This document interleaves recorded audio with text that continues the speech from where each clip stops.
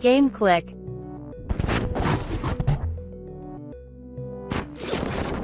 What's good, everybody, and welcome to Game Clique, the literal blackest video game podcast in the industry. This podcast is so black. It's holding out hope for Def Jam Fight for New York 2. Pause for it. I'm transitioning. As you can see, I'm with my Michael Jackson tip. I am not holding out hope for that. I hold on to hope for things that are actually going to happen. You know, I don't do false beliefs. And I'm sorry, I did a whole lore deep dive into why that is never gonna happen. I'm CharmCityChamp. I'm here with the Duke of Games. Indeed. If it ever, who would be in it? Like, I don't want to fight with 21 Savage and... damn, I'm in my mood. Nobody... I mean, Sexy Red gonna be the big... You're right. Sexy Red. On that shit. Like, I can see her right there in the middle. Like, holding a megaphone or some shit, legs split open. Like, I can see it. So then it'll be all the wrestlers around her. She gotta be like the host or the main villain or something. I don't know. You bring up a good point because it's weird. When Fight for New York came out, I think it was the women's roster that was a little unbelievable. Outside of a couple of few, I think Shauna was believable. I could see her in a real fight, stuff like that. But I think we're in a day and age where it's reverse, where the women in the rap industry, I can see in this game, I can see a Sexy Red, right? I can see a Nicki Minaj in here. It's gonna be Ice Spice. I can see Ice Spice, right? Monica Mirage. It's gonna be Meg Thee Stallion. I can fresh off Tory Lane's case. Yeah, and I'm not trying to make light of the violence because think he's in jail. But yeah, that's gonna be a whole scandal for. That's so funny to me. And then we got the male. I don't know. There are some. Drake gonna be tweeting the line, all the line. It's gonna be the whole thing. It's gonna be a whole storyline about is this man gay or is what? I think this is a new episode that we can go in the future because we already got this one figured out. But we need to do an episode trying to plan the Def Jam 3. It just can't be called Def Jam no more because that's when you make sure that it's just not going to happen. It's not going to happen. You call it Def Jam. That's so. I don't know. We'll have that discussion when we decide to do that episode. But anyway, so thank y'all for tuning in. Make sure you like, share, and subscribe. We're here if you're watching at the exclusive home of full episodes of Game Clique, Black Power Media's YouTube channel. Make sure you subscribe to them, youtube.com/Black Power Media. If you're listening, make sure you hit the subscribe button. Make sure you give us some stars. Make sure you give us a review on whatever your favorite podcast platform is. And stay tuned. Later today, we're going to be talking about our main topic, which is scamming. Scamming and scammers in the game community. I'm just happy because right now we ain't even got to give nobody a Spider-Man 2 copy because I don't think nobody did if we asked. To be fair, I think some people were confused about what to do because I think some people came back in a live chat and was like, wait a minute, what? And then some people were like, well, I don't even own a PS5. And I was like, still get it. Get it. Give it to a homie or something. Mail it in a Christmas is around the corner. People are selfish. It's the problem. Get it and give it back to me. That's what y'all should have did. But anyway, I digress. We didn't even talk about it before the show about comment reads. Did you want to do that? Yeah, I was looking at it. I was trying to be slick. I was trying to do it right.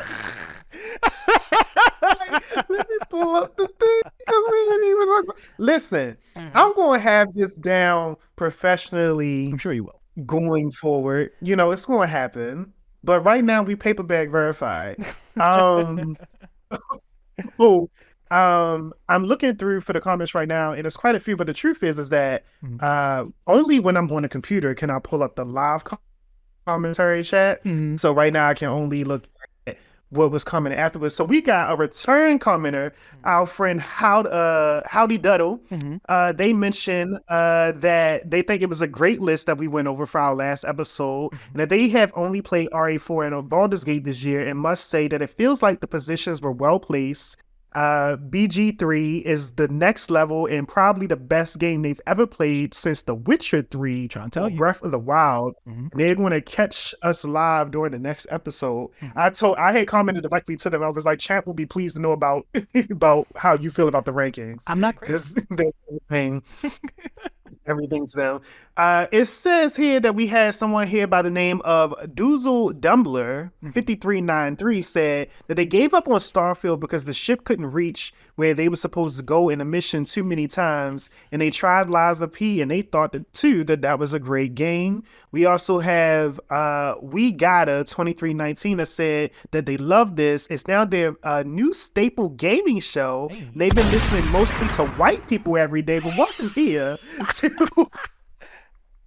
the blackest game show worldwide. Paper bag verified. All flames. So says the CharmCityChamp. Let's just. I just want to like put this out there. Like, I have no problem with video game journalists. I do take the compliment, but I don't want anybody to misconstrue that like I'm out here like telling people not to watch video game analysts of other persuasions. There's some never occurred. What are you apologizing? I'm not apologizing. I'm just clarifying. Never occurred. Literally never occurred. No one even thought that. We live in an era where people clip stuff. People clip things without context. So I'm adding a footnote. You're still not going to clip the rest of what you're talking about. If they want to clip something, they just going to do it. That's how this ass world works. You can't protect against it. You just got to know in your heart. So it is what it is. So we like to start off the show by a simple segment. What are we playing? So, yes. I think out of the two of us, even though we're going to get to, we got something, Duke, you're going to like, you blew my mind when we talked about this before the show, but we're going to get to that. Okay. Let's start about let's start about what I'm playing, because I'm playing Cyberpunk 2077 again. I went back. You did. And I hear that it's a worth going back to investment now. Let's travel back in time. The year is, when did this thing first come out? When did this first come out? 2021. And the people of CD Projekt Red, the people who made Witcher 3, legendary game, they told us how they were making this grand game that's going to change the industry. And Cyberpunk 2077 came out, and it was a glitchy, garbled mess on console. PC players, they were living a life. They had ray tracing. They had 60 frames per second, 120 frames per second, and I'm sitting here on my Xbox Series X, falling through the world, people's faces disappearing. It was horrible. But here we go. A week came past. They released a gigantic 2.0 update, and this game is finally on console, what it was supposed to be 2 years ago. And it's really good, dude. They added actual cop chasing, cop car chasing and things. They added vehicle combat. They added they fixed the skill trees. They made it make sense. Quite a few things, yeah. Less bugs, of course. I totally forgot about the whole cops never being aggro. Sure, like you could commit a crime right in front of a cop and you just be like, man, which technically is how real life is a little bit. Depending on who you are. Well, the main character, depending on who you are, could be edited, but it's clear that they were designed white. Shout out to the creator of Cyberpunk, being a black man, Mike. Yeah. Mike Pullins. Yeah. Yeah. So 2.0, a lot of big changes, including like ray tracing on consoles. Like you said, vehicle combat feels really good. The new skill tree feels really good, even though I was not prepared to launch the game. So CD Projekt Red, they released a statement saying that if you've already beaten Cyberpunk, they recommend that you start the game from scratch with the new update. It'll feel like a new game. And I was like, I don't got time for that. I had to I went ahead, I just save Scum. Wait, so you beat it? Yeah, I had beat it originally. Oh, you's a trooper. I had spent $60 and I was like, I gotta get my $60. I'm gonna get $60 out of this game. He was like, this cheap whore is gonna give me my nut. I spent $60 on this nut. Just give me my nut. So I came back and damn, this game not good. The game is really good, but so because the new skill tree, they basically refund all of your experience points. And you have to respend and reallocate it through the new skill tree, which is cool in theory, but it's a task when you have like 80 skill points to spend. So that took like 30 minutes to do all that. But once I finally did that, I hopped into the game. The game looks great. It sounds great. They added a bunch of new music, which is all original music. And it goes. If you watch the Cyberpunk Edge Runner anime, which had some banging music. Yep, yeah. All of that music added to the game. Huh? I gotta check out the soundtrack. It's good. Because I don't really recall, I was really wrapped up in the story. I didn't recall moments where I was like lured into the sounds right now. And they added a new expansion story called Phantom Liberty. I'm sorry. Yes. Idris Elba. Which infamously stars Idris Elba. So I got into that. I haven't beat it yet. I was trying to beat it before we recorded, but I'm feel like I'm pretty far into it, and that is really good. Like the storytelling in that, I was expecting for it to just be more Cyberpunk. And it doesn't feel like that. It feels like its own experience a little bit. So I'm going to talk about it as much as I can without spoiling it, because I don't think I need to. So Phantom Liberty, when you get the expansion, it opens up a whole new part of town called Dogtown.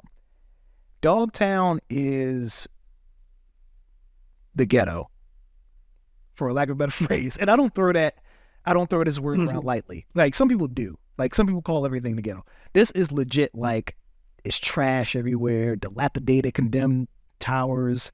There are people legit doing what I would imagine is this time period's version of crack, like right out in the street. And they're jugging like you would imagine, like, you know how they jug. Is this like how you'd imagine it? This is what they do. Have you ever seen crack before? Because this is not. I don't know. That's not how I saw crack being done before. But that's how they do it in the game. It's not culturally representative. All the crackheads I know don't operate like that. I apologize. Out of all the crackheads I know that don't do that. All you crackheads watching on YouTube now, I'm sorry, I'm misrepresenting you. Misrepresenting my fellow crackheads. Don't do that. Fellow crackheads don't move. They lean. So you get the Dogtown, and then you see this like plane crash, and it's basically this time period's version of Air Force One, which is the president's plane. So the president crash lands in the Dogtown. You try to rescue her. It's a woman. And it's your job to kind of escort her through Dogtown until she gets like into somebody else's safe hands. Idris Elba comes into the picture. He is like a sleeper agent. So the president activates Idris Elba's character, and he helps you. Like he works as like, he tags along with you, and he's like this able-bodied killer, and he's helping you escort the president through the city. And I'm not saying that the original Cyberpunk story wasn't good, because it is, but this feels like it could be like a legit movie. Like it really feels good. The story was engaging. I'm fully in. The mission types feel like something new. And even like it added a bunch of side content that It's really good. Highly recommend it. If you already own Cyberpunk, definitely download Phantom Liberty. I think it's extra like $20-some. If you don't own Cyberpunk, you know, that's so hard to swallow with the way that the game released. I know. For extra, that's so hard to swallow. I know. But noted. If you waited this long, you have no hard feelings. Yeah. I think if you waited this long, you're fine. But I think anyone who previously paid for the game. Now, mind you, people who paid previously for the game, so it's important to note this. There was quite a few free updates. In fact, there was a free update that released just before Phantom Liberty. There are a lot of the quality of life things that we would just mention, as far as like the skill tree and the police things being added. That's all free, right? The only thing that you're paying for is actually the new storyline, the new environments. When it comes to Phantom Liberty, you're not paying for the quality of life. That is for you for free, as long as you got storage space on your console. But wanted to add a couple of things for anyone looking to dive in. Another reason why it's recommended that you start from scratch is because it's been thought that like the Phantom Liberty, people who played through it, it's not really balanced for anyone that has all of their skills already. It's more balanced for someone that is like, that gets to that storyline in a more beginning or interim part of the entire Cyberpunk experience. So keep that in mind. Two, I would add that if you were really a big fan of the Netflix series, they added even more nods into those characters into the game. So if you're really connected with the lore and you're like, hey, what happened to some of these characters that are still alive at the end of Cyberpunk show, Edge Runner, that's the name of it. Then there's some nods in there, some, you know, some candy crushes and coins and things. I forget what it's called. Easter egg. There we go. Easter eggs for you and that. So take a look. Cyberpunk. So, me. Please. What am I playing? What am I watching? What happened? All right, so I'm gonna take a. I'm gonna egg you on just a little bit, champ. Like calm your horses. All right. So I've been playing Callisto Protocol. I'm not going to spend too much time on that, but you know it's Halloween, and they also just added it to PlayStation Plus. So I've been taking a look at that. I'm very glad that I didn't purchase it. So that's all I can say about it. I don't think it's too terrible, but it's I would say that in a world in which games are $70, it's a $40 experience, in my opinion. That's how I feel about it. So been playing that. I went to go see Saw X. So enjoying that. I am fully caught up on my Jujutsu Kaisen right now. I'm very excited, very happy to continue moving forward. And I'll say this, there's another anime that my bro turned me on to that I am enjoying quite a lot. Champ, it has one of the longest names ever. I'm missing one of the names. I'm gonna just go with the part that's after the colon. It says, I don't want to get hurt, so I max out my defense. That's the name of the anime. I don't know if you've heard of this. No. It is phenomenal. I love it. If you're anyone that loves like isekais or like where, you know, people are in the game world or something, and they're not stuck in this world, there's like no huge big danger, but if you love just like that aesthetic and your entertainment, this anime is lovely. I love it so much. But all right, so the part that Champ's waiting for. So listen, I'm not in the Nintendo fan base. I'm just not. I can't say that I am or I ever will be, really. I have my franchises like Xenoblade Chronicles, but you know, I'm actually with that because of the PlayStation era thing, right? But in the world of Zelda, I've had quite a few run-ins with Zelda. Never anything that I stuck with. Just was like, oh, that was interesting, and I'm good. I never played through an entire Zelda all the way through, not even handheld. But you mentioned Tears of the Kingdom, and I told you that I should check out some speed runs of the game. And so that's what I did. I checked out some speed runs. And then some interesting things was happening that I saw in the speed runs where I saw like certain characters or imagery and things like that. And I was like, wait, what is this game about? But being that Tears of the Kingdom is a sequel, I was like, all right, I got to start at Breath of the Wild. And I dived into like this deep lore of Breath of the Wild, followed up by Tears of the Kingdom, and I've been blown away. I've actually, I literally set up in my bed because I when I'm consuming content like that, I'm normally like just laying down watching it with my phone or whatever else, like on my side or whatever. And like there was a moment like 40 minutes into one of the videos where I just set up and I was like giddy. I was like, like, wait, what is about to happen next? Super excited. And I don't even know how much I can talk about or say. Because Tears of the Kingdom came out when? I mean, Tears of the Kingdom came out this year. Came out like May, this year, I think. But Right. like, so we can talk about. Let's not. Well, we can do a spoiler warning once you get to the Tears stuff, right?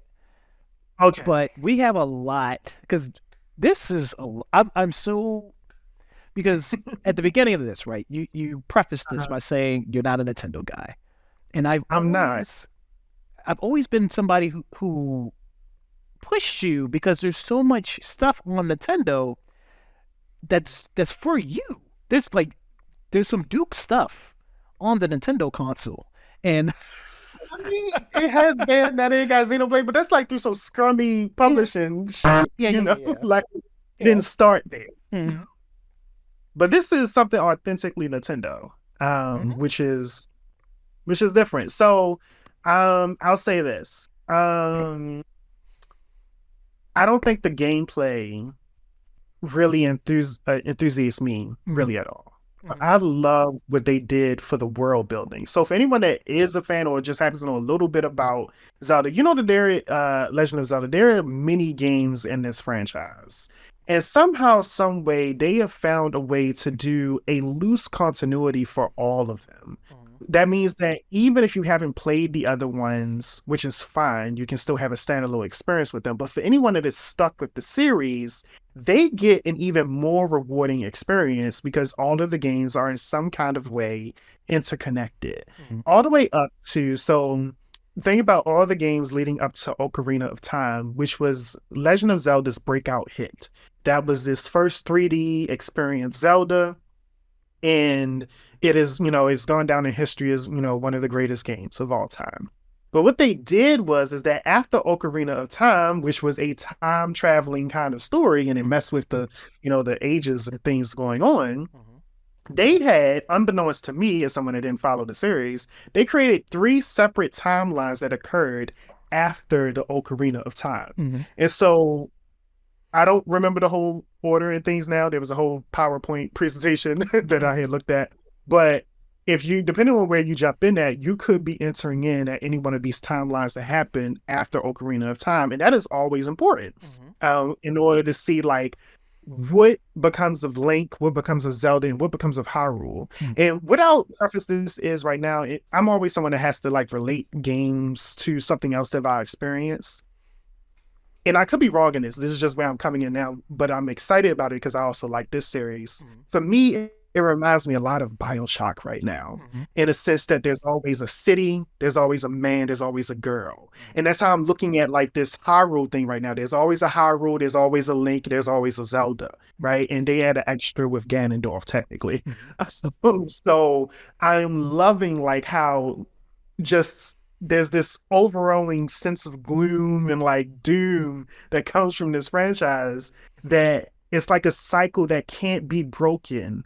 But there's always a peaceful ending until next time kind of thing. I'm enjoying that quite a bit. So by the time you get to Breath of the Wild, which we know was a standout hit, amazing game, what they did is that every game that came prior to it, including the 3 separate timelines leading up to it, they made it as part of like this distant past of the city of Hyrule, the Empire of Hyrule, or whatever you will. So all those games are still canon, but they're like considered loose myth in this timeline now. And so now we're at a unified timeline currently. We're currently at a new unified timeline. Have no idea what they're going to do after Tears of the Kingdom, but that's how Breath of the Wild starts. In this new unified timeline, there's Link, and there's Zelda, and there's Hyrule, and there's this new threat called Calamity Ganon or something like that. And if you know about the series, there's always this main villain threat called Ganondorf, but Ganondorf does not take a front role in this story. But the name Ganon does.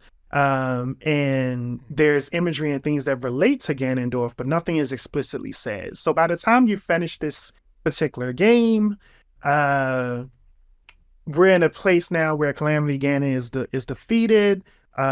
Zelda is she's still the princess of Hyrule, but she loses some of her goddess powers, but it's considered that because she no longer has to defend her, her empire and her rulership, she doesn't need it anymore because now the world is at peace. Everything is good now.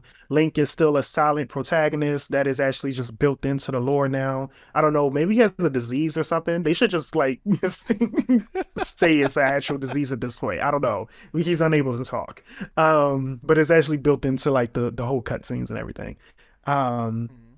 Everyone recognizes that it actually causes conflict, the fact that he doesn't talk. So that's the thing. And then Tears of the Kingdom starts. Now the trailers, I can say this because this was there. In the trailers, you see that there's a corpse of Ganondorf somewhere, and Zelda and Link fall upon it, and this corpse wakes up, and all hell breaks loose. And now they got to figure out how to stop it. And when you play through Tears of the Kingdom, you find out just how interconnected Calamity Ganon was to this particular corpse. And Link and Zelda had no idea about the history of their lineage. And things happen time travel wise again. And what I was amazed about was how Zelda was written, specifically in Tears of Kingdom, because I think previously I've always seen Zelda, and I know this wasn't always the case because like she had, her time as Sheik, and she was always a powerful figure in some kind of way. But I guess I've always related her to Peach as like this idea of a damsel in distress. But that is so not Zelda's character. Like she is so powerful and like has so many convictions that I rarely see in female characters that it just blows me away. Like she still has like this idea of leaning on Link as a man or whatever, blah, blah, blah. But they write it off as the traditional love story, which is fine. But the things that she does in honor of her kingdom is mind blowing. I'm like, if the writers of Naruto knew how to write women, like this would be the inspiration. Like she turns into things in order to defend her kingdom. Like the decisions that she makes to defend her kingdom, her body be damned, her like anything be damned. She's like, no, this black man Ganondorf is not going to have my kingdom. And I have to deal with that. I'm calling Ganondorf black because at least in this new timeline, his lineage was explained to come from a group that comes from the desert. They have Egyptian iconography and pyramids and things. So I'm calling it black or whatever else. So he comes from that particular lineage. There's some other things about how he was allegedly born and things like that. He has green skin for whatever reason, but that's his iconography. Anyways, like I said, as a fan of BioShock, I was just like, this is blowing me away because I never expected Nintendo to have this depth to their storytelling. And it just really gets me as someone that, loves stories. I was like, this is pretty fucking great. And I'm like sad that there's still some cliffhangers that happens by the end of Tears of the Kingdom that are not explained, and we don't know where the story is headed next because they could very well leave this universe, do something else Zelda related before they ever come back to it. They confirmed, or at least they said, that no DLC is coming. And so now it's just up to the people who are so invested in this lore to, create their own theories about what else. Like this is a over 20,000 year story going on currently in Breath of the Wild. I'm blown away. I love things like that. I love it. So I don't want to. It's not necessarily going to burst your bubble because this doesn't mean that the story doesn't exist. But I'm pretty sure that Nintendo has not confirmed or denied that any of this stuff is canon. Like this is really just like fan theory that all of us just agree, like this is the only way we can all make sense of this. Okay. And Nintendo just has not outright said, nah, that doesn't exist, but You know what I'm saying? I think it's a huge disservice if they don't. Mm-hmm. And it's funny because there's a lot of developers, specifically Arcane. If you remember Arcane's series on Netflix, Mm-hmm. they said that this universe is standalone. It's not part of League of Legends. Do not consider it that. And the lore was so great that people were just like, no, you should do this. Mm-hmm. So much so that by the time that Arcane season 2 was announced, it's been put out now that Arcane is now canon. Mm-hmm. Like, because they did it so well. If you do a story right, that's all we need. That's all we need. And I think it just adds so much more to the characters. They have to explain the reincarnation thing in their own way at some point, but it works. It really works. Yeah, there's a lot of you touched on it a little bit about how fans don't. There's a subsection of Zelda fans that don't like the fact that Link is a silent protagonist, and the one thing that Nintendo did confirm, Shigeru Miyamoto specifically, he's the guy who created The Legend of Zelda. He's also the guy who created like Mario, Donkey Kong, a bunch of the other iconic Nintendo franchises. He confirmed that Link was not supposed to be the hero's name. It was really a verb. Like, it was just a command to ask the player to link to put in their actual name, and it was a bug and it didn't work out. Yep. And it just stuck. So there are also a subsection of people that are like, nah, that's bullshit. Can you please just let us believe that this is this guy's name? So, yeah, I imagine that. So there's heavy rumors that due to the success of the Mario movie that came out earlier this year, that there are other Nintendo franchises that are going to get turned into films. Zelda ripe for it. It deserves, what I'm hoping is, because they took a comedic route with Mario, which makes sense. I think, it was fine. But at least from what I saw and what I'm gathering, I think this deserves a serious tone. It deserves like one of those like Pixar kind of dives into the lore of this world. Like, characters are suffering. And there's deep connections and things that people are going through. And it's not always, traditional, like, evil governments and policies and things. Like, they tackle some of the more interpersonal things like loneliness and dread and the burden of family and lineage and things like that. Like, all of those things really they dive into those things. And I think it's very interesting the way that characters that have personality, like Zelda, because Link doesn't have one for me, but he's really just a conduit. But characters that have personality, the way that they interact in this world, I think is so powerful. And they add new races in the whole Breath of the Kingdom and Tears of the Kingdom timeline that I think really just makes so much more sense far as how like the Triforce and people have their powers and things get connected. I just think they should really hang on to this. I think it's something really wonderful in their storytelling there.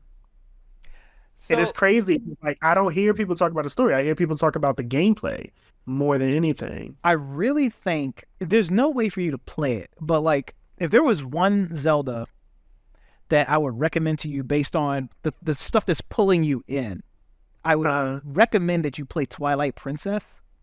That's funny you say that, because I was looking into some of the lore for Twilight Princess too, because that was a game that interested me when I was younger, but I didn't have a GameCube at the time. And when I did get a GameCube, I just didn't think about Twilight Princess. But when I try to go back and look at like reviews and people's impressions of Twilight, it is so heavily mixed. It's like a design straight down the middle about how people feel about this particular title. Now, I did hear, ironically, it was one of those games where I didn't hear people talk about the gameplay, but I did hear people talk about the story. Now, I'm kind of worried about, only slightly, I'm only kind of worried about like how I would feel about this story, because I know it's part of one of the 3 split timelines.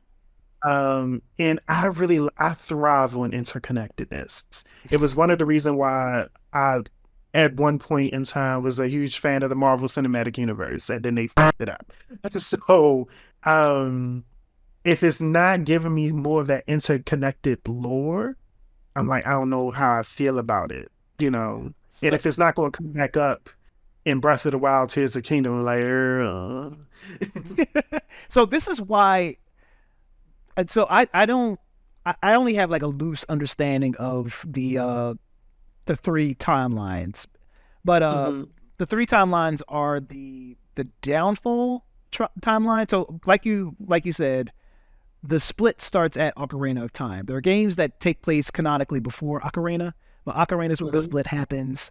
There's a timeline where Link loses the final battle to Ganondorf, and that starts the downfall timeline. There's one that he's triumphant at defeating Ganondorf, and that's that timeline. And there's one where he's successful in beating Ganondorf, but it causes a flood, and that creates a 3rd timeline. The flood one is where like the Wind Waker stuff comes in, where you see it on the GameCube. Yeah, like, there's a bunch of water.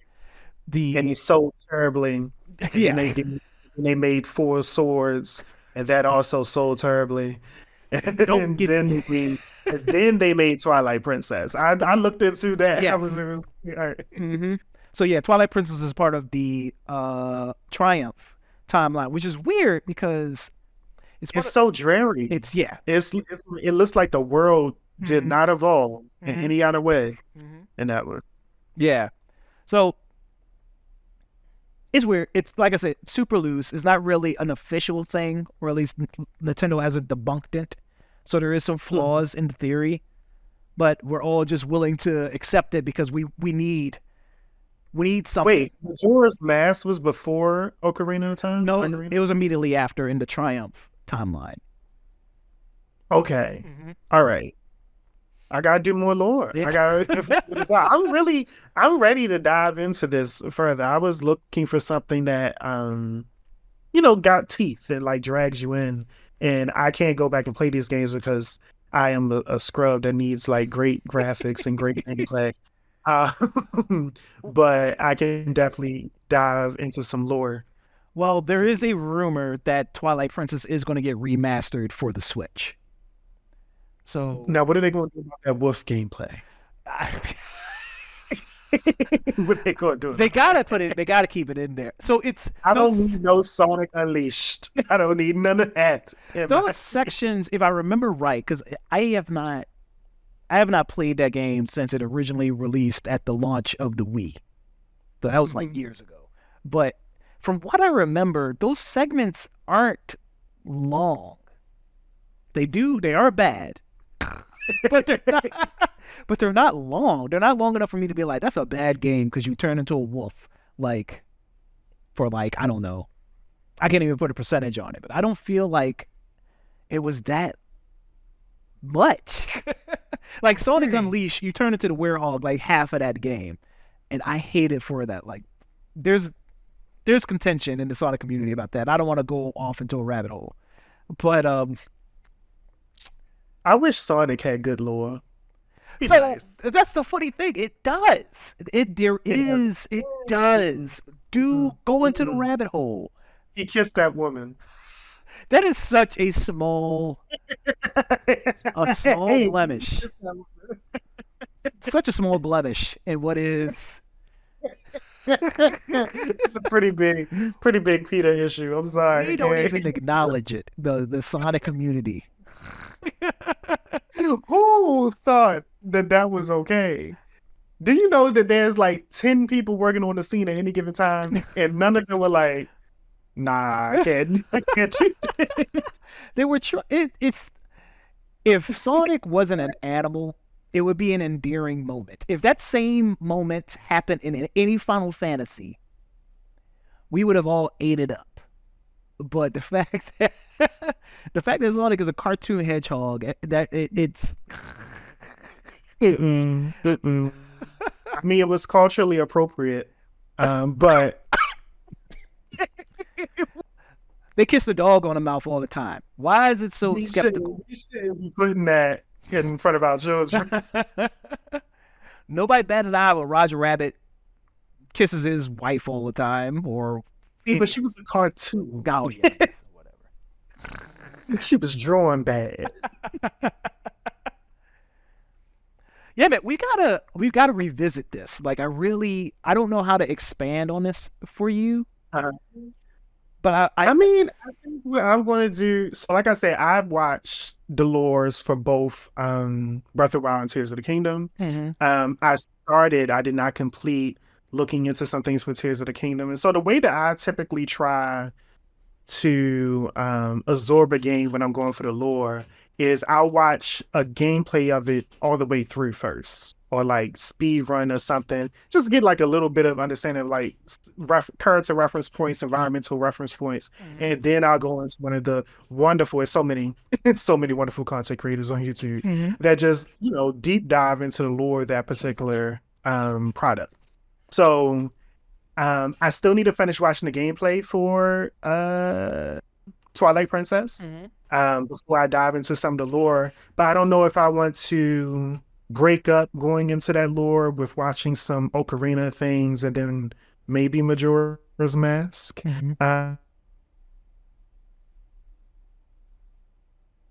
Zeldas. I did hear that was a really good Zelda, nonetheless. Which one you broke up? I'm curious about Wind Waker. I'm really curious about. Well, you also have lower standards than I do. What? Wind Waker is great. To be clear. But I did hear it was good from other people besides you. And so that, makes me want to check it out.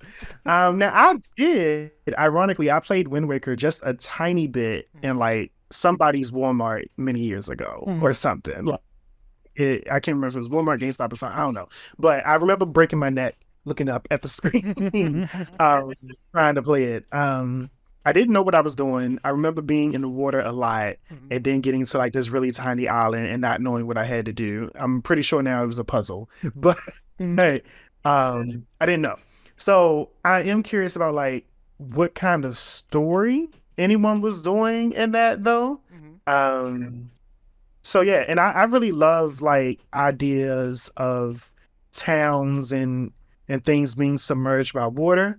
And I think that has to do with like my just looking at American history and lore as well. Like there's so many sunken black towns, like in that diving deep into like those kinds of stories. So I'm interested to see what they did in Wind Waker.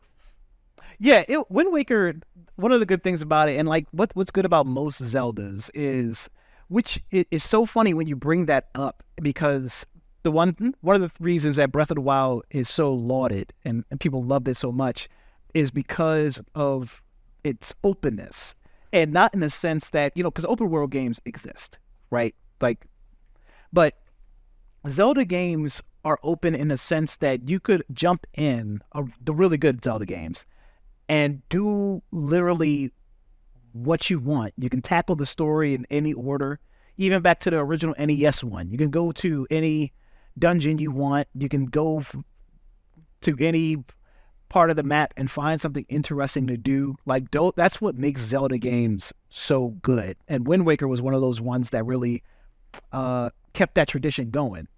And the reason why, going back to the Twilight Princess, another reason why people kind of pooed on that one a lot was because it was one of the more linear Zeldas. Still a good game, but like it kind of broke that. It broke that a lot. But yeah, man, it's you should play. But again, like Wind Waker, the only way to play it is to have a Wii U or to have a GameCube, which don't do that. But hopefully, I still got my GameCube. I still got it. I still have the cartridge for Resident Evil 4 that says GameCube only on GameCube. Wow. I still got that. I don't know how much Wind Waker costs on resale. Probably too much to tell you to go get it. But they don't have none of their games digitally? Well, you can't. GameCube games aren't on the Nintendo Switch Online place yet. They are trash. All right. It's because they're trying to remaster them and sell you them individually. Like they did that with Mario 64, and it's rumored that they're going to eventually do it with Wind Waker and Twilight Princess. They've done it with Pikmin, so that's kind of what they're doing with the GameCube games. Metroid Prime. Pikmin? That's Yeah. still here. Pikmin 4 I don't know. just dropped, and apparently, like, a lot of people, not me, but a lot of people who play Pikmin 4 are like, it's a really good game.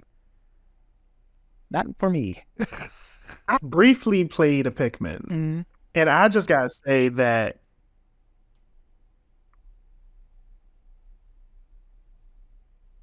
and there's like I remember Pikmin coming and I was like, this is not for me. And then PlayStation had Katamari Damacy. And I was just like, what is this Bob the Builder ass gameplay that people were loving it. I couldn't escape people talking about Pikmin and Katamari Damacy. I could not escape it. I was just like, what the hell is this? Katamari is great, but you're right about Pikmin.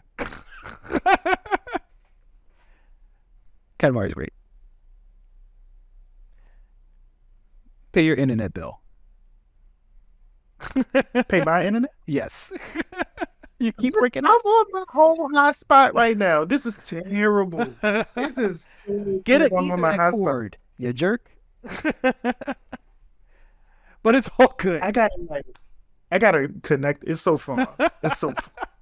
But yeah, we need to figure out how we need to make some whole segment where like you come back, you go do some homework on Zelda. Update you on my links. We got to figure this out. My Lincoln's out. That's crazy. I gotta deep dive into these white people. This is annoying. Well, like you said, the Gerudos, they got to be. It really interesting. I really want to look into however you pronounce it, Gerudas. I don't know.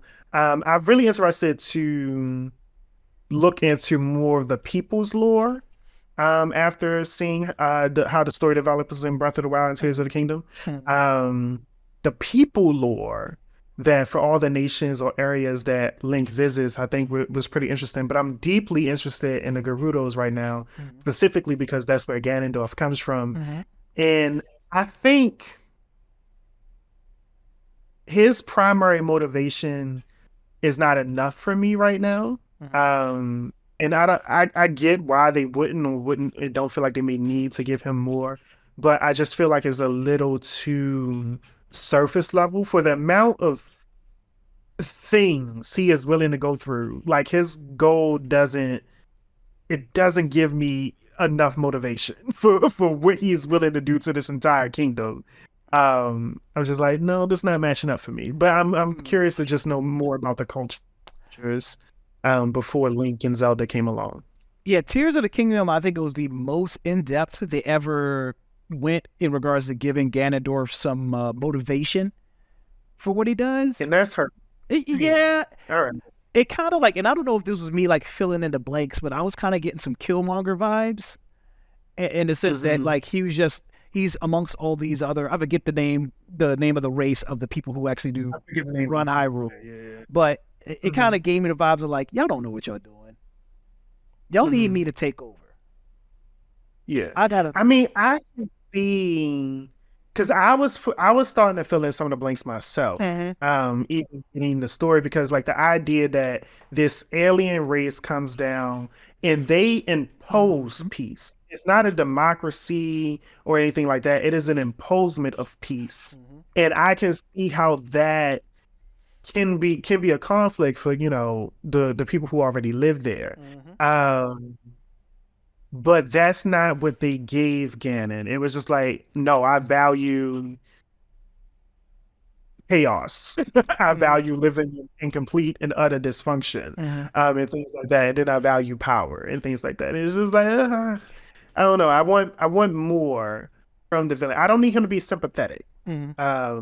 I just need him to have depth and layers, and I don't think they're ready to do that for Ganon now. And I can understand why they wouldn't, because the franchise itself is just not really, ironically, it's not meant for as much depth as it currently has. And I don't know.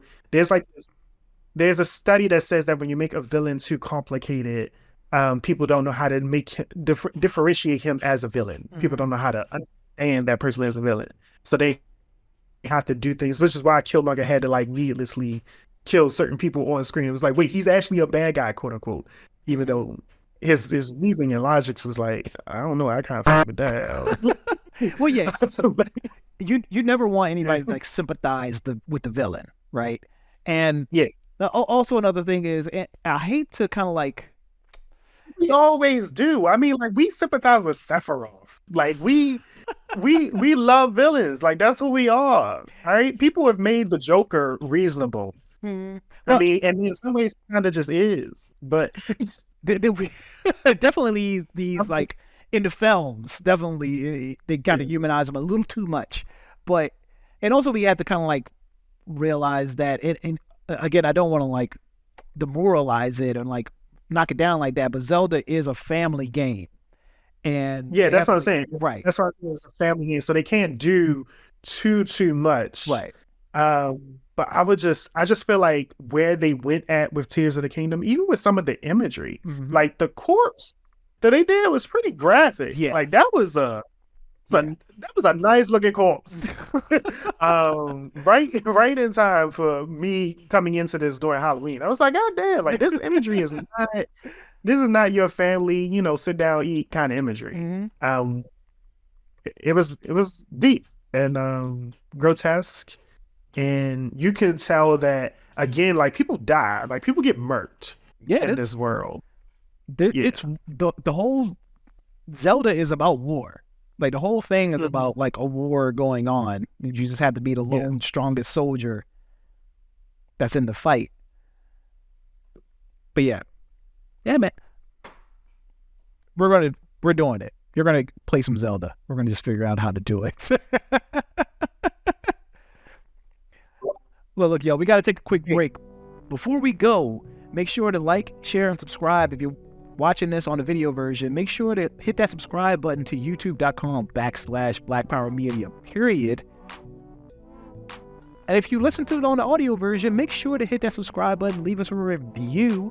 You can search for us on your favorite podcast network using Clique on Apple Podcasts, on Spotify, Google Podcasts. I'm gonna learn all these eventually. But sure you will. Like, get on your phone.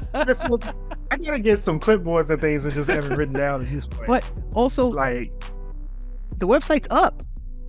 If it's easier for you, just go to realgameclick.com and it has all the links to everything. And I'm gonna keep on talking because Duke broke up. Speaking of Black Power Media, please support Black Power Media. They are a Black radical independent media project who seek to challenge the narrative about Black politics and the Black condition. With shows like Clique, I Mix What I Like, Remix Morning Show, and future programming will deliver the news and information our community and others need to break through today's mainstream propaganda machine. So please help support Black Power Media by going to patreon.com/Black Power Media and dropping some coinage, baby, because it helps small programs like us keep going. Ain't that right, Duke? Yes, help us. And as I requested the last time, we got hundreds of views on our channels, but like I think we're at 20 followers on Instagram. If you could help us, you can find all of our personal social media under Real Game Click. Please look out for that and more things to come. I am recording more content as we speak. And so look out. Yeah, so stay tuned, y'all. We're not going anywhere. We'll be right back talking about scams. See you on a sec.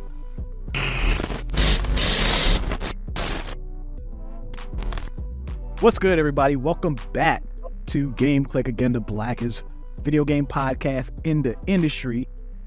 On to the main topic first. We got to introduce our guest. He returns. A returning pervert. That's crazy. That's crazy. In a Jiraiya way. I'm trying to like build him up, and then here you go, you knocking him down. It's actually my fault because I was editing some like footage today, and like I got some Rashad footage, and it's the pervert stuff, and I'm like, yep, that's what They don't call me the naked one for nothing. You gotta add that to your titles. The naked one.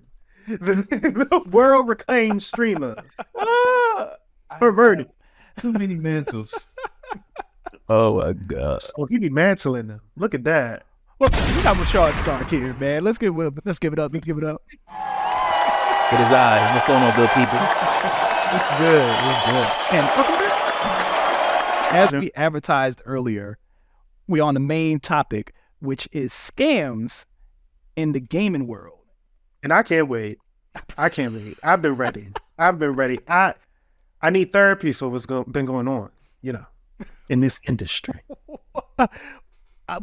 We're gonna put a pin in that. I definitely want to hear what the hell you. Now I'm eager. But like, I got beef with one company. You know it's real beef when it's narrowed down to one entity. One company. Please call on me, my pen out. Wait, look. So, scamming and hustling, however you want to refer to it, it's a issue, no matter who you are, where you are. But I do think that it's kind of like a key issue also in like the Black community, and that's why I kind of wanted to focus on that, and like specifically in gaming. So I wanted to start off like not just gaming specific. Like, have any of us been involved in on the victim side? Obviously, if you scamming, I don't want to hear it. But if you have, I house before.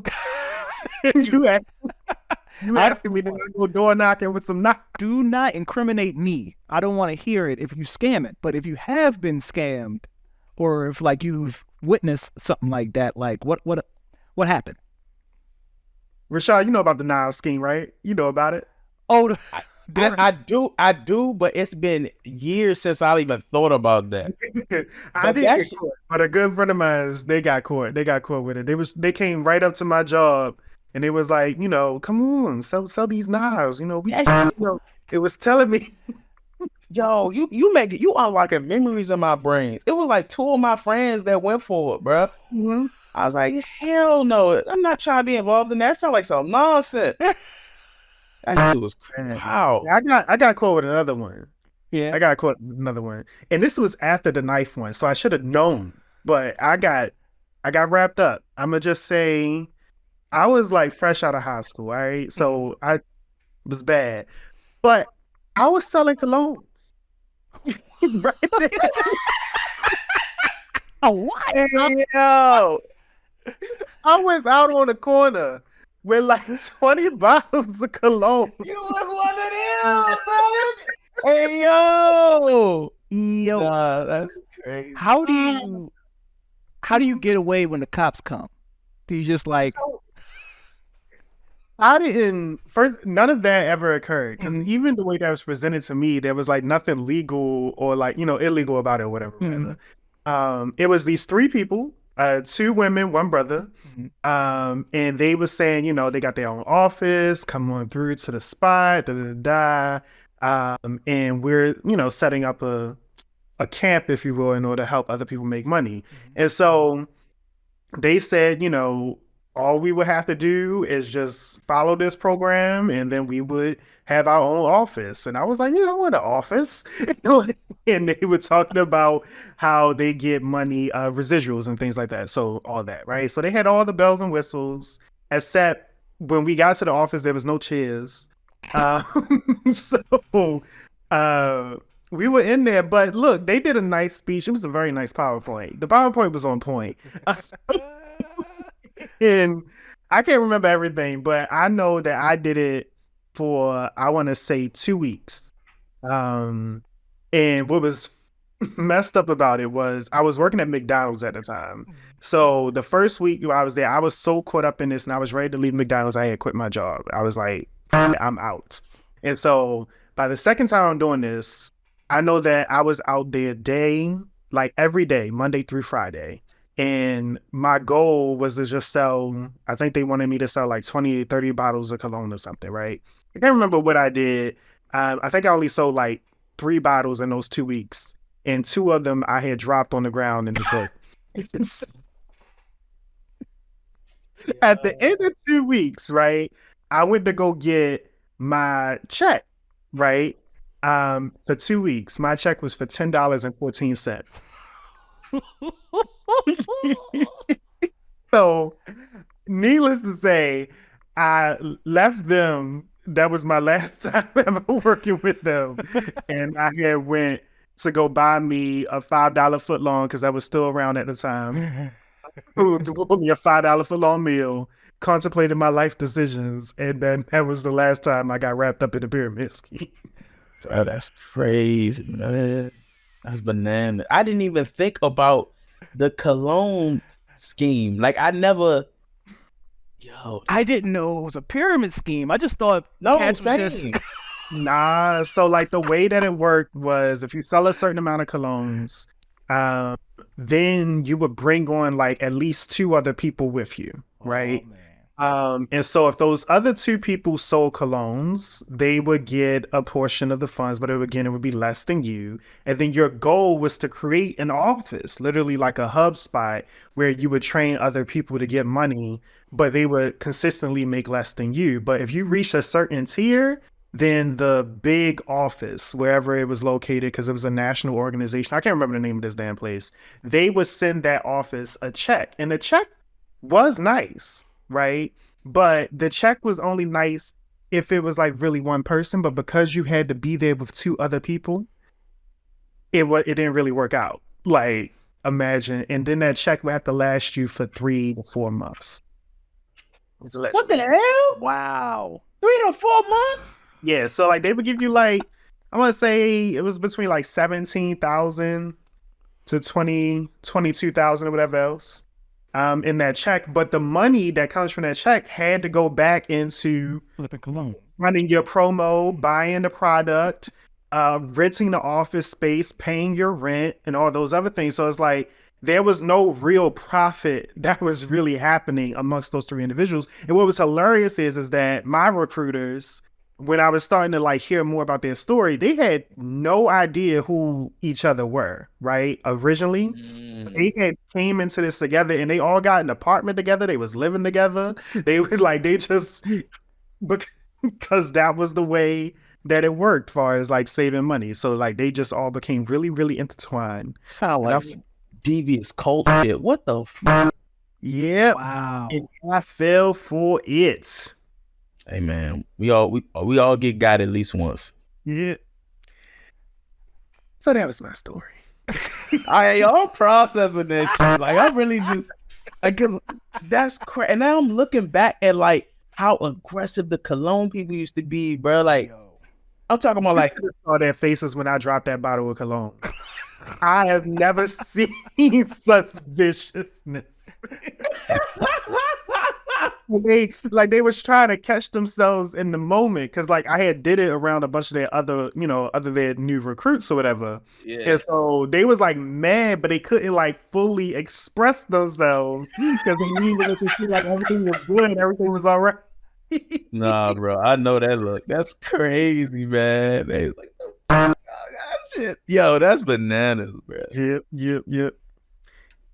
I got me a little scammy scam. Oh, story. please. Yeah. So my scam story isn't like, I feel like it's not like as conventional, but the end of the story makes me think that it was consistent enough for it to be labeled a scam, right? So for me, what happened was it's like 2015. I just got signed by a very small indie label. But for me, what I'm saying, I'm a young cat and the money looked crazy, you know what I'm saying? So, one of the first things I did was I'm like, I'm about to go buy a grill.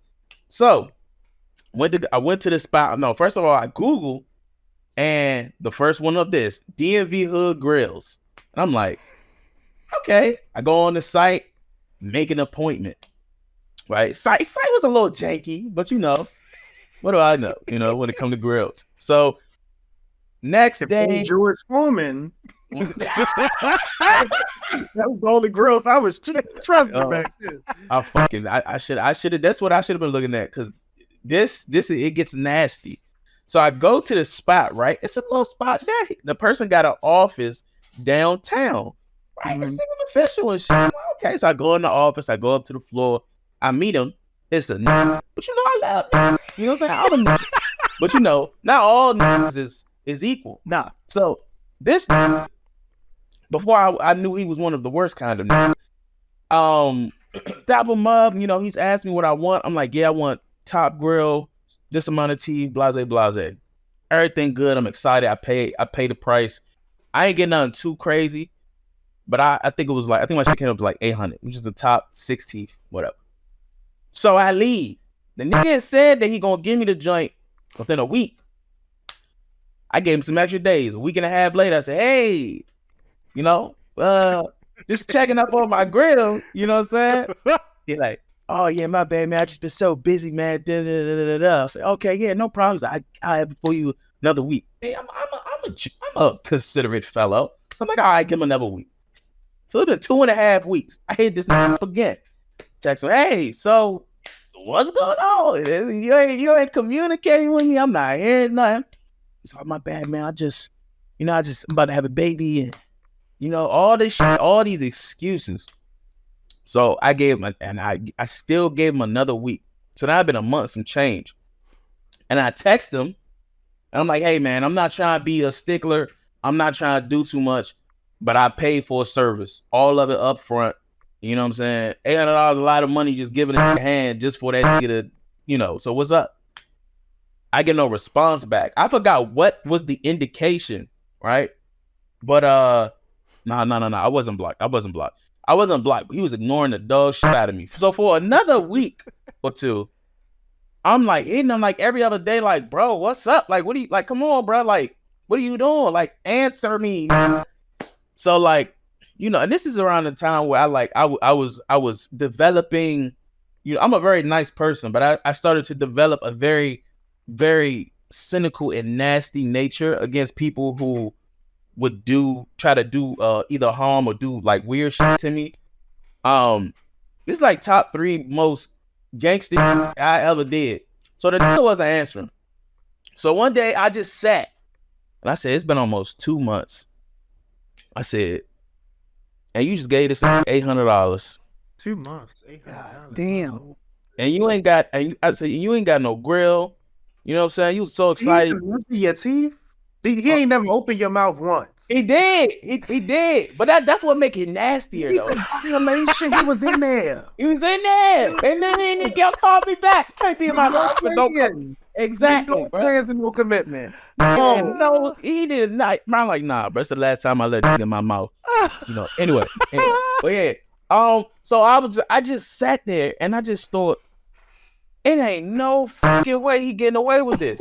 So I sent a very lengthy in text, very lengthy message to him.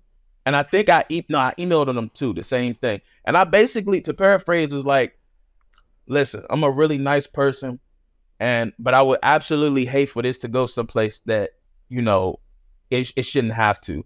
I was like, I looked up your information. I know where you live. I gave him his address. Mm-hmm. I said, I know these family members of yours. You weren't lying. You do have a child soon. And just so you know, I also, at the time I was working at a law firm, I was like, I also work for a law firm. I have multiple people who will help me bring you down. I've been to your office. And of course, I'm cussing them out at the same time. And I was like, don't fucking play with me. So I hope that you answered this message. And if not, I emailed you too. And we're going to see where this goes. So of course, less than an hour later, he responds, oh man, my bad. It's not even like that. Blase. It's not even like that. I'm like, all right, bro, when I'm getting my shit, I don't give a fuck about none of that shit you talking about. He would have woke up in a saw trap fucking with me. Man, bro, he that's one of the few niggas that ever got me in a headspace where I was like, nah, bro, this mental is what get people in jail, bro. Yeah. I was like, so he mailed me the joint, right? He mailed me the joint. I get it. It's cool. The ladies love it. You know what I'm saying? I'm like, you know what I'm saying? It's all right. And it's crazy. So this is what I meant when I was talking about the end. So my man hits me up. Mind you, this was a couple months ago. I don't know how many months, but it was definitely within the same year. Gross. Huh? He sent you $120 gross. The girls ain't know. That's all I cared about. But what happened? My good man, that was a part of my music group. He hit me up off the random. You know what I'm saying? Like, he don't really hit me up. Like, it was very sporadic of him. So he hits me up. And he like, fool, you know that show I just had that you couldn't go to? I was like, yeah, that joint, it went well, right? Took pictures and everything. It looked like, he's like, yeah, bro, but listen. I was talking to this artist, right? Another dude that performed that night. It was cool, great vibes. And he was like, So he was basically like, yo, I love you with your grill, because my man got a grill too. Actually, this was a year later. My bad. This was a year later, because I ended up getting a bottoms with my man. Mhm. He was like, yeah, man, I fuck with your grills. He was talking to my homeboy. He was like, yeah, I fuck with your grill. My homeboy was like, yeah, thanks, man. Da-da-da. He was like, where did you get yours? My friend was like, oh, I went to the whatever mall. I can't remember. With my man Stark, and we got our shit together. He's like, yeah, man, I'm pissed, bro. If you remember the name, let me know, man. I'm pissed. I got scammed, man, when I was trying to get one. So I'm on the phone like, this is not about to tell me what I think he's about to tell me. So my friend was like, where did you go to try to get yours? He's like, bro, I went to DMV Hood Grills. And bro, I dropped a stack on my shit, bro. And then like he told me I was gonna have it in a few weeks, and he never hit me back, bro. No matter how many times I hit him up. I'm like, yo, this wasn't even a one-time thing. Like, this nigga was jugging nigga. The fact that this nigga didn't ever get his shit is proof that if I didn't press that nigga out, he would have had my money. And that just blew my mind, because some niggas are just crazy. Like, that is bananas to me, bro. I mean, this bad. This actually a scam I just dealt with, actually. Mm-hmm. And I'm going to just name the company. I've been with them forever. I don't care no more. T-Mobile. Oh, T-Mobile is out here getting people right now. Like, so even if you don't know about the whole, like, opt out of their, get rid of the grandfather plans, they're going to put you on a new plan, they got $200. That's a whole nother scam. I'm talking about just going to the stores directly. And if you upgrade your plan in any kind of way, you add a new device, whatever else, make sure you get paperwork on that shit. Because they will add a whole line to your account that you ain't asked for or nothing. Turns out that the person who most likely added it is getting a free device off your ass that you paying for consistently. Like, this shit is real. And it is. So I think part of the issue happens to be with, because, like, there's corporate stores and then there's, like, the franchisee stores. Yeah. This happens, to my knowledge, from what I can see, is happening a lot at the franchisee stores. It is terrible. That's crazy. It is terrible up there. You are opening my eyes to a lot of like scam-ish shit that like is in front of me, but I just would never know. Like, that's what the fuck, bro. T-Mobile moving like that, niggas and they be ruthless, bro. They be like, you sure y'all want this? You get this. You get this iPad, bro. Yeah. And you cost $611 and everything's good. It costs $611.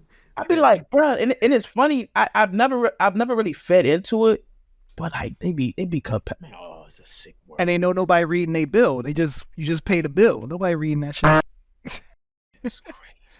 Oh, but let's tie it back to where we're going, right? So like, just like scamming everywhere else, like there's a ton of it in the game industry, and Duke knows a little bit. This one that I really wanted to bring up, I've been adamant, and I've been like documenting it and covering it for years, right? Is this console called the Intellivision Amico.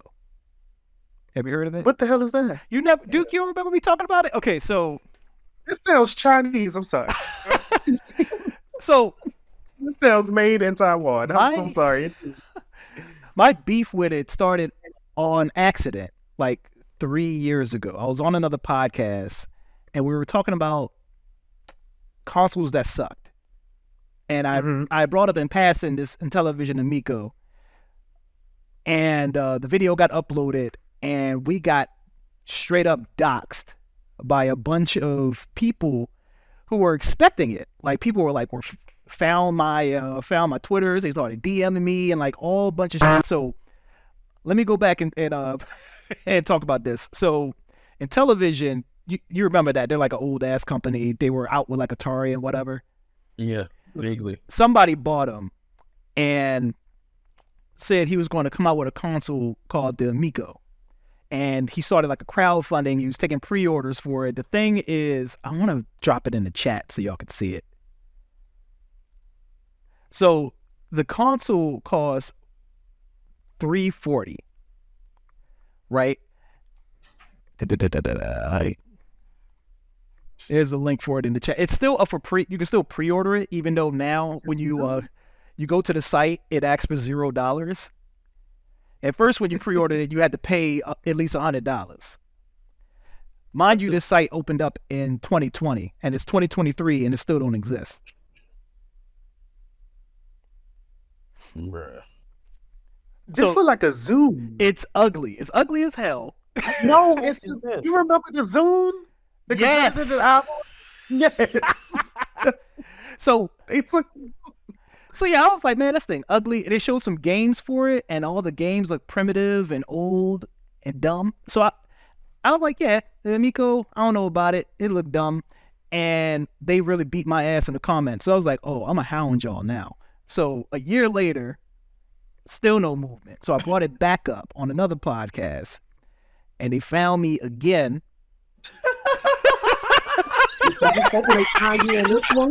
I was like, oh, I know this. I recognize you. Like, let's just bring him over here. It was like, oh, Nah, that's crazy, bro. They had a goddamn SWAT team. They've been finding my ass, but hey, it is 2023. This thing is still not out. So during the pandemic, they try to use the excuse that the pandemic it slowed down production or whatever. They didn't give nobody any refunds yet? So I pulled up their Reddit because the dude that's the CEO now, he's been exclusively communicating via Reddit, which is sketch as Yeah, that's weird. That is sketchy That's as weird. hell. That's weird. So I'm on the Reddit, and finally, like a week or so ago, now people are complaining and saying they're asking for their money back and stuff like that. And man, this whole Money gone. the money goes. The dude, Like, unless you're suing this, bro, the money gone. the dude has not been just been spending it, but been spending it on the dumbest. So he explained, you know, like consoles nowadays, they move based on the exclusives they got, right?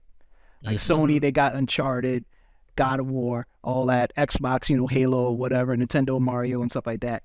So the big headline exclusive that the Intellivision Amico got was Earthworm Jim. What? This motherfucker bought the rights to Earthworm Jim so he can make a. That's what that's supposed to be the headline. No. Ain't no fucking way. That's like No saying way. It's our sick. headline is E. We got like we found the files. It's man. Bro, that shit, that if I have a headache, that'll probably put tears in my eyes, bro. Dog. Cause what the? So let me pull up the number because the number is sick as hell. So they open up pre-orders. They sold in 2020, as of 2020, they sold over 10,000. By sold, I mean they just people paid for it because this thing it's never gonna come out. 350. The full 350, right? The full 350. I'm about to be a scammer. You So mind? not- Let's do it, yo. It's like this. At least, so we all clown Soulja Boy, right? For the I was Soulja just Boy. thinking about that shit. Yeah. And at least he gave people something. At least he like. Never even followed up to see exactly what the Soulja Boy Console was. So- Never even Not checked in. not to hurry up and skip. Rashad, you familiar with it, I'm assuming? The Soulja Boy joint? Yeah. I've never looked into it, but it looked like I've seen it. I just don't know anything about it for real. Because I thought it I was remember cool. watching like him talk about it. Yeah. Like, he'll be like, stop saying I'm a scam. Like, I'm a black man. Yeah. Yeah, you know. Yeah, that's as far as I've seen her. I've been on a podcast or two. So Remember that. the Soulja Boy console, people like somebody did their research or whatever, and it was a bootleg console that already existed. Like it was already And he being just sold. Yes. Yeah, because you can do that. Yeah, I know exactly about that kind of scam. Soulja game. That nigga is Steve. Oh my god, bro. I just it's crazy, bro. Damn. Scam. They out here. man. Bro. Scam likely, man. Oh my god.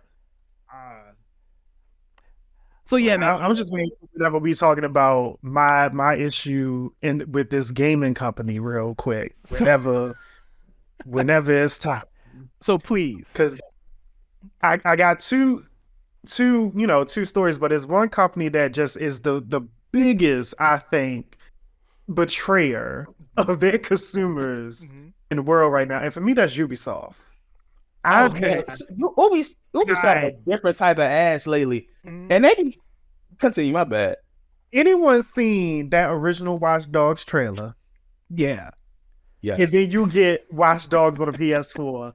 I remember being so disappointed because I remember seeing the trailer and I like ran downstairs. I forget how old I was, but like I was old enough to not run downstairs and go to my mother and be like, Ma, do you see the graphics that are coming out of this screen right now for this game? Like I was so blown away by it. And then I get the PS4 thing and I'm like, this shit like Grand Theft Auto. I don't know, like, and it wasn't a bad looking game. Let's be clear. Watch Dogs was not a bad looking game. But compared to the original trailer, it was like real weird. And then they got me again. If it was just Watch Dogs, I'm like, all right, whatever. But then the original Division trailer. Anyone remember what that was like? When they had the whole iPad gameplay and the whole the map will open up around you and it would stay there the entire time when you're looking through for the map. And they had water and everything. Like it was the idea that there was going to be a survivalist tactics. All these things that they didn't make it to the damn game. And I was sick of it. By the time I got it, I was like, how is this company getting away with this? Back to back. It's funny you say that because I felt like I can't remember what year it was or what era it was, but it was definitely like when we was all younger. But I remember it was like that. It was a few companies trying to get away with shit like that, and it was getting to a point where I think it got so bad. I might just be talking on my ass. I think it got so bad that they started to realize that consumers weren't that stupid. Because I just remember a lot of gaming trailers back to back to back just being like, oh, look at these graphics, and then you get the game and it's nothing like that. Now Ubisoft is especially nasty. They still nasty. They're disgusting. Like bro, they the marketing campaign they had for that Assassin's Creed game, bro. I was saying, somebody really about to spend $70 on this. They gonna spend $70 on this bullshit. It's crazy. You talking about the latest one, like the one that was just the DLC / sequel, the in between. Good Lord, man! I thought they was only charging 40 for it. They upcharging to 60, 70. What? My bad. I don't know. I assume. I'm not gonna lie. I just know it's been a few games since I started streaming, man. I'd be like, yeah, Ubisoft, are they dropping this? And I'm like, this is top tier ass. What are y'all doing? And it never reflects the marketing. It don't reflect the commercials. It don't reflect the shit they tell you can do, bro. It's just They're just so fucking nasty, bro. They treating Assassin's Creed like it's 2K. Like it used to be all right. Like what are you doing? We're just squeezing every last bit of whatever that man. Champ, you can still find this trailer. I can drop the link for you if you need it. But there's a trailer for the original Final Fantasy 13. Yeah, it showed allegedly, right? What happened was there was a cutscene. It's a cutscene that's still in the game. But what they did was they took this cutscene and then they overlaid the battle menu on top of the cutscene and then add some damage numbers to like things that was happening. So when lightning would kick a dude into the wall in the cutscene, some damage numbers would pop up and then it would like show like the menu was being selected for attack. And then like with like magic, they had like showed that she had cast fire during this scene. And everybody was looking at this like, oh my God, this gameplay looks so insane. And then nothing like that. Nothing like that when you get the game. Why were we on scams? I don't think I actually had a full conversation with nobody about it. But I think I read this or some shit. I don't know. But it got me looking at certain game releases different. Is it true that some of these game companies just be like laundering money or something? Or they'll like market a game just for the sake of marketing it with no intention of ever dropping it? Because when I think about it, it's a few games that have released. I mean, no, that haven't released, but had strong campaigns, and they just never came out. So that's happened. Like, it feels like it's happened more recently than not, right?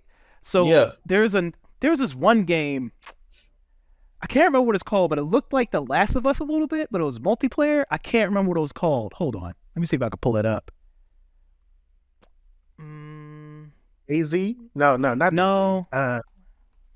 Something tomorrow. I don't remember. Yeah, it was something like something tomorrow or some. It's another one like Days Gone. Days Gone came out. It came out. Yeah, it came out, but it was buggy as hell. It was ass. They wound up. Yeah, they remastered it. Days Gone is its own story, honestly. Like, Yeah, there could be a whole chapter on Days Gone. They patched it a bunch after release, and people claim that it's fixed to the point that it's good. I never went back to play it. Oh no! I'm sorry. That's not the right game. My bad. I think we're all thinking of the same game. It's like a zombie. It was like game? a snowscape, right? Like I think it was like in New York or something. Like in the snow, and it was a black guy. And it looked like it was like borrowing from the Division, but then like all the scene play by play was actually taken from a Call of Duty game. Like I think that's exactly what it really is. It's crazy. Is this it the day before? I think that is. Yes. That's how I fucked it up. I knew it was day tomorrow, the day after the next. It was the day after Christmas. It was something. Yes, this is it. That is it. Yeah. Did that motherfucker drop? No, it's never going to drop. So it has a new.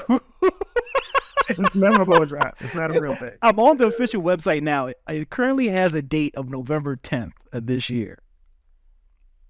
But I remember a bunch of like it was supposed to binge drop, and then it kept getting pushed back, and people started getting skeptical. Yeah, and I think the company, I don't know how much this matters, but from a casual standpoint, the company that's working on it only have made a mobile game. Yep. Mobile. So like, I remember reading the comments of one of the trailers, and it was like, this shit ain't never coming out. Y'all just made a mobile game. Y'all promising all this bullshit. This shit ain't never coming out. Y'all full of shit. It's bad. It's bad out here. Like I just had a story in my head. No, so your question, it really inspired me to think about the fact that a lot of the times, unfortunately, it's not even the developers, like it's the publishers behind the companies. And they have their deadlines in mind, and developers is like, we literally don't have a game. And the publisher like, nope, we can ready to tell them a release date. And this same shit happened to Anthem with BioWare. Because if you dive into that, I died laughing when I found out the whole story for this game, right?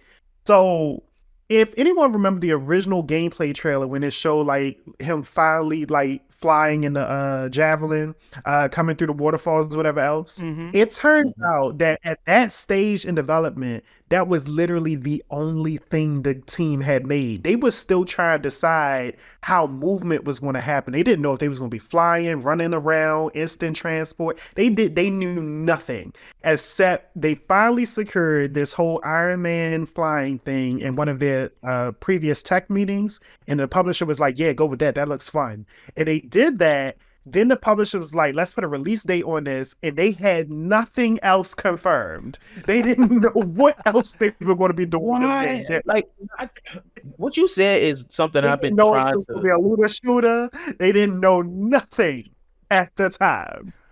Bro, this shit is making me mad, bro. Because lately I've been hearing stories like that about more often. Like, I don't know whether it's happening more often or I'm just paying attention more often, but like, even my fucking game, right? Y'all don't understand. So I'm an Arcane, our job, like they like my favorite developers. I was waiting for Redfall for so long. I was waiting for Redfall, and that shit hurt my heart when that shit dropped, and it was mid-pack. And when I found out the real story, I said, this, Cyberpunk, all these games, you be sabotaging yourself. If you want the money, be patient. You gonna get the money. It just don't make logical sense. And even outside of the gaming industry, almost all industries, they're just so fucking pressed to get their hands on some money when they're damn near promised more if they wait a little longer. It don't make no sense to me. It's corporate world, man. Unfortunately, the way this world works is like if you don't make enough money in a certain quarter, then you're defunct. Like you're completely out of out of business. Like no one wants to wait for you. Like it's like pack it up, kid. It's unfortunate that, but that's where the capitalism structure is. But the way that they treat developers on this is mad crazy.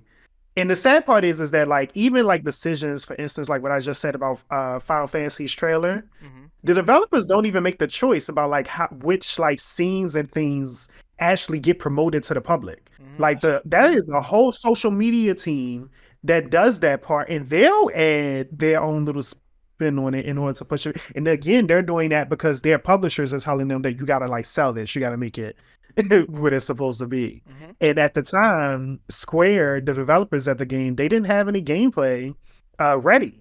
And the social media team was like, all right, well, we're gonna make some. That point. This shit is crazy, bro. Things that don't make sense blow my mind. Like what you're saying makes sense. My bad. That makes sense. It's just like, man. Like I'm. You know you're eventually going to get exposed. Like, what are you doing? The game got to come out.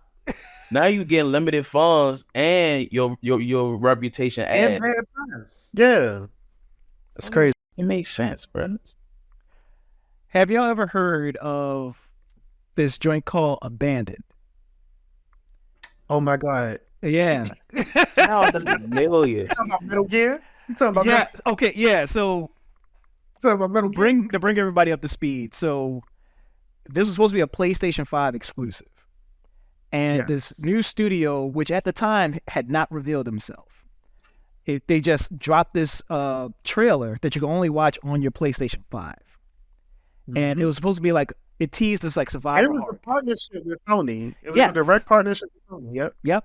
So they made it to like the initial teaser trailer. You could only watch it on a PS5. It wasn't on YouTube or nothing. And it was literally just a white guy walking for like 5 seconds.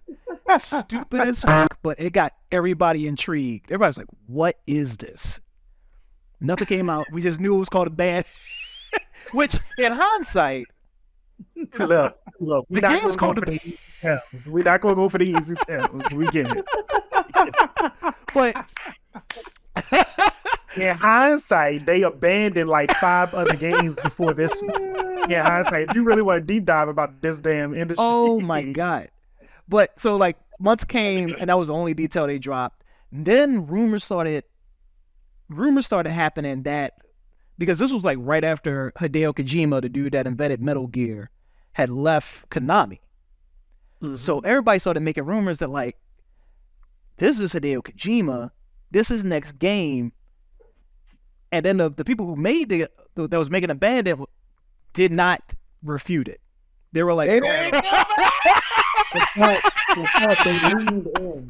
They leaned in and like they would never say anything directly, but like they would. The reason why people had these connections is because it's like the acronyms behind like the developer or something, or like his initials and things that would like line up with Hideo Kojima's productions, or like one of Hideo's aliases actually. And so there was that component. There was the fact that the trailer, it was just grainy and gritty enough to seem like a Metal Gear aesthetic. There was quite a few things that like, even when the community started to lean in and like really be like, this is a Hideo Kojima product, the guy behind it, because I don't think he even has a team. Like, I don't think that was a real thing either. The guy behind it, he would start doing more things to make it look like it was done by Hideo Kojima until a few content creators called him out. It was like, yo, you can't do this no more. But there was a whole Discord scandal with that. Yeah, just pulled it up now where like he got in the Discord and started doxing people and talking crazy.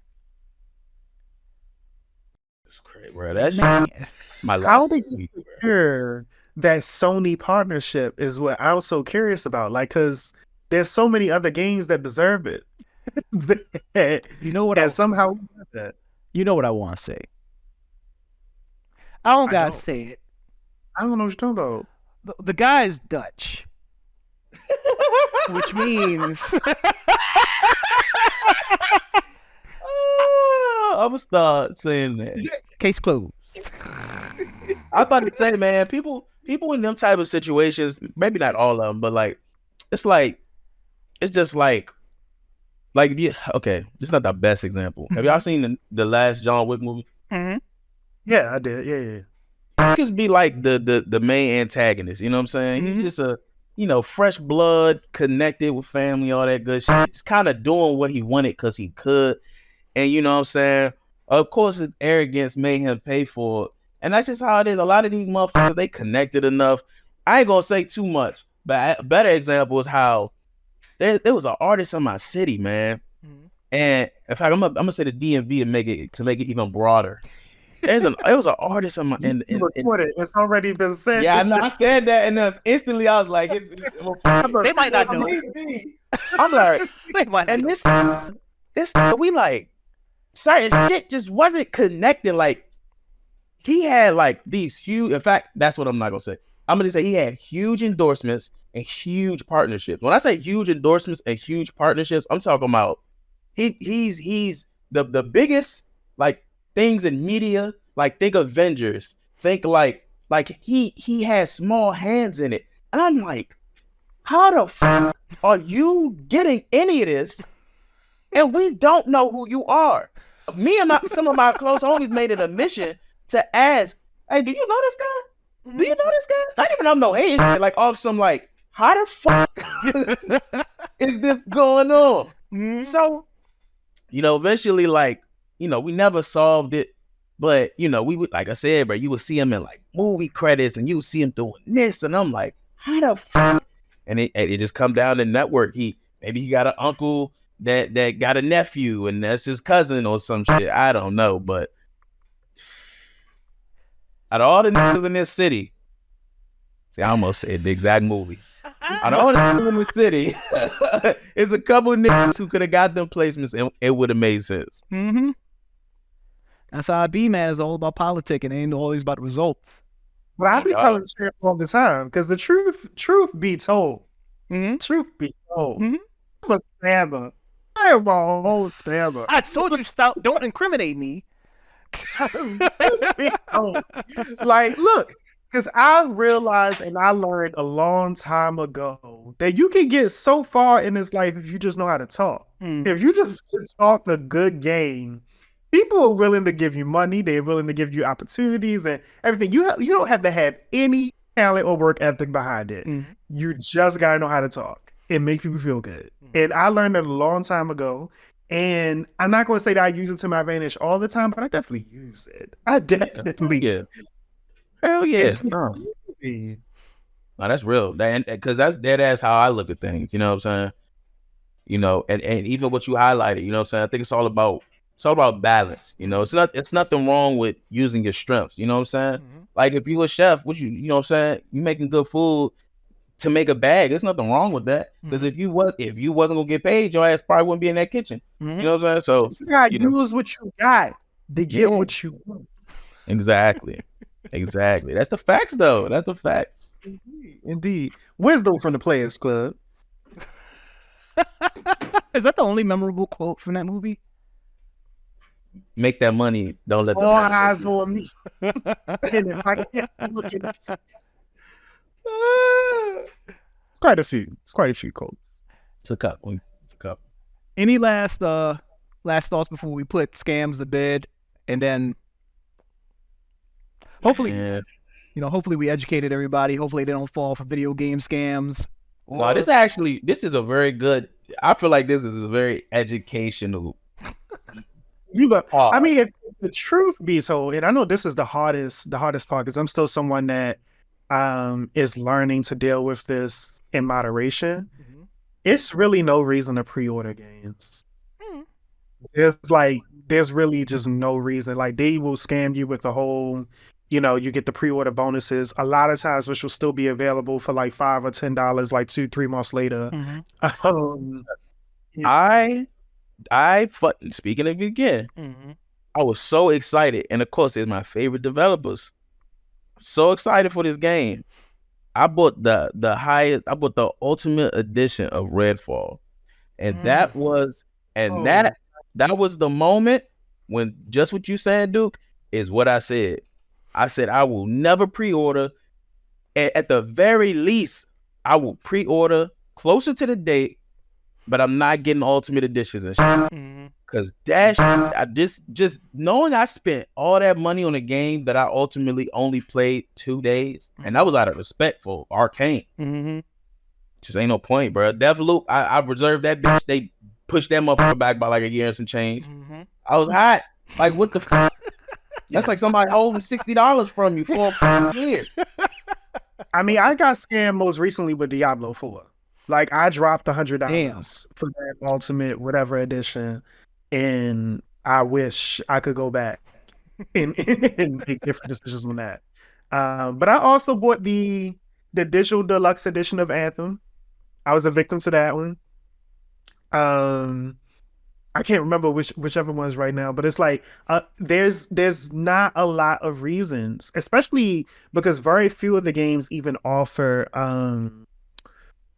pre-install, or the fact, like, the idea that you can play a couple of days early. Very few of them do that. Very few. Very few. I feel like when they realize that pre-orders are going down, they're going to start doing that more. But people are getting in on that whole, they don't want to miss out things, FOMO campaigns and things like that. And it's just, people are losing money. People are losing money. There's no checks. There's no checks and balances for this game industry. Quality assurance is out the window. That's facts, bro. That's crazy.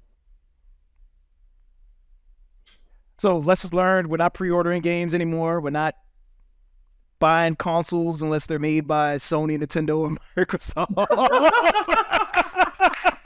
wait, you say that the whole time you want a wait order list for some the analog joint. For what is it, Nintendo 64 games or something? Analog's legit. They do, like, they make this stuff. I've seen people with analog stuff before. Oh, I'm sorry. It's like you were scared. Like, hey. I know. I am confident in this purchase.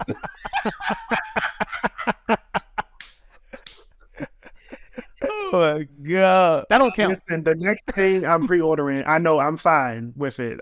Whether it can't fail. If it failed, the world will go up in flames. We Final Fantasy VII Rebirth. Yeah, well, I think that's safe. Yeah, like I say this to what you just said, because that's also the little bit of truth to the way I look at it. There are exceptions to what I'm willing to pre-order, and like for example, recently I thought to myself, you don't even gotta do this right now, but I did it because of the type of game it is. Tekken 8, that motherfucker boy. They made 7 other ones. You know what I'm saying? Like, it's and it really, like you said, Duke, it really do come down to, like, if I get hold, am I willing to just accept that I was being irresponsible? And I am. For certain games. Well, Tekken 8, I'm irresponsible. They got me on the hype train. So I mean, I try to pick and choose. I'll be like, does this game have a big enough fan base where if it fails, the community is gonna be like, nah, you can't play me like this. And that's why, like, Genshin Impact, for instance. Now, mind you, they flip it with their insecurities, but let there be a patch come out that's just really, really busted and broken. We getting some Primo Gems, buddy. We getting some Primo Gems. Oh God. I think that wraps up this edition of Game Clique. Yeah, man. Let's get out of here, man. Hey, Rashad, man, where can they find you? Man, you can find me at your local brothel. It's like, nah, you can find me at Rashad Stark. Google me, all my stuff gonna pop up. Everything gonna pop up. Rashad Stark, TV, YouTube, Twitch, all that shit. Put in Rashad. You gonna find me. Wish my fans, my OnlyFans. Hey, that's coming, man. If anybody wants to see a grown man throat some girthy meat, you know what I'm saying? OnlyFans, only Glizzy's coming soon. Only Glizzy's. Only Glizzy's is crazy. I saw your Twitter. You had, like, people was posting, like, putting the glizzy inside the glizzy and then going for it. Yo, people lost their mind, bro. I don't think people understand how crazy some of that shit is. I know I'm the glizzy guy, but that shit really do be crazy. Like, why you got a stuffed glizzy, but with another glizzy? That is crazy.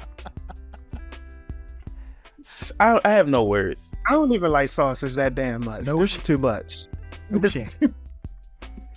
Think of my head, man. I seen a glizzy monster the other day. I was over it, bro. Like, I can't even explain. He like taped a bunch of glizzes all over, glizzy fingers. No, I swear to God, I was baffled. I didn't even retweet that shit. I was that baffled. I was like, if I retweet this shit, enough of my folks is gonna see it in the algorithm, and if people gonna do what they already do and send me like, I'm gonna wake up to 20 posts just about hot dogs. Oh, they treating you like Sexy Red on Twitter. You see, Sexy Reds. They are mad crazy. They be bananas. But thank y'all for having me, man. I appreciate you guys. It's always a great time when we could chop it up, man. This was educational for me. I know it's gonna be helpful for a lot of people. Oh yeah, man. And entertaining. So hell yeah, man. If you're looking for us, Game Clique, you can find us on most social media, on X, on TikTok. I can't believe it's called it X. On IG at Real Game Clique. You can email us questions at realgameclique.com. If you want to watch Game Clique, you got to find us at the exclusive home of full episodes, youtube.com/@BlackPowerMedia. If you want to listen, search for us on your favorite podcast platform, Game Clique. Leave a review or whatever. yeah, Stars. do that. And remember, if you happen to have knives in your house with a wooden base, they carry bacteria, and you should also try to invest in plastic knives. The hustle or don't metal, or metal handle. The grind. I'll never let anyone buy those knives again. All right, beautiful people. Yep. Get good. I shot there. Get good. Stay good, y'all. We out.